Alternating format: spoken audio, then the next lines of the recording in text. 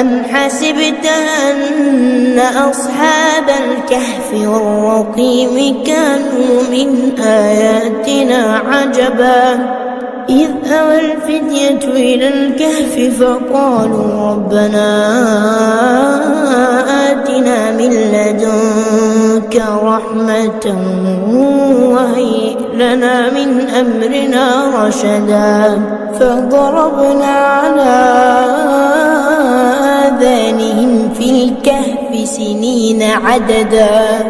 ثم بعثناهم لنعلم أي الحزبين أحصى لما لبثوا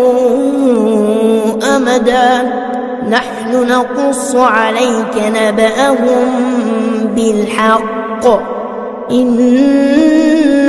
فتية آمنوا بربهم وزدناهم هدى.